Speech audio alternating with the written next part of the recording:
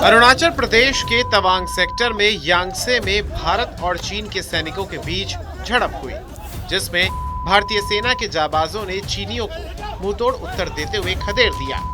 करीब 2.5 साल पहले जून 2020 में गलवान घाटी में झड़प के बाद ये पहली बार है जब दोनों देशों के सैनिक LAC पर आपस में भिड़े हैं। ऐसे में सवाल उठता है कि चीन ऐसा बार बार क्यों कर रहा है।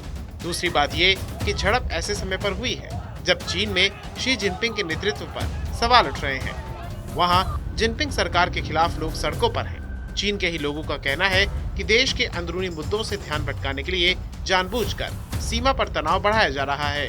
दरअसल चीन में जीरो कोविड पॉलिसी को लेकर जमकर हिंसक प्रदर्शन हुए थे।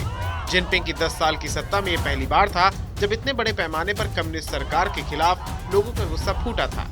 इन प्रदर्शनों के बाद से ही चीनी नागरिक और ज्यादा मुखर हो गए हैं और अपनी बात रख रहे हैं। सोशल मीडिया पर चीन के लोगों ने सवाल उठाया है कि क्या कम्युनिस्ट सरकार कोरोना के मामलों की बढ़ती हुई संख्या जैसे अंदरूनी मुद्दों से ध्यान भटकाने की कोशिश कर रही है।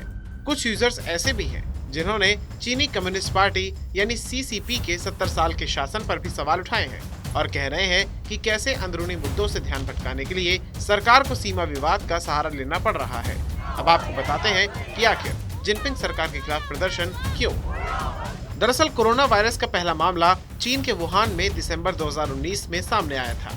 कोरोना संक्रमण के कंट्रोल के लिए लॉकडाउन लगाया गया था, लेकिन शी जिनपिंग ने देश में जीरो कोविड पॉलिसी लागू कर इतना सख्त लॉकडाउन लगाया जितना पूरी दुनिया में कहीं पर भी नहीं था, जिसे WHO ने भी गलत ठहराया था।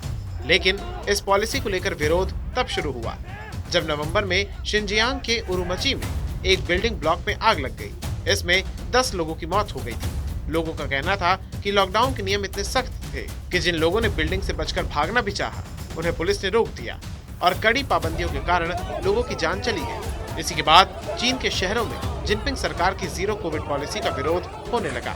इन विरोध प्रदर्शनों की वजह से सरकार को जीरो कोविड पॉलिसी के नियमों में नरमी बरतनी पड़ी, लेकिन ऐसा नहीं है कि वहां पर अब पूरी तरह से जीरो कोविड पॉलिसी खत्म कर दी गई है।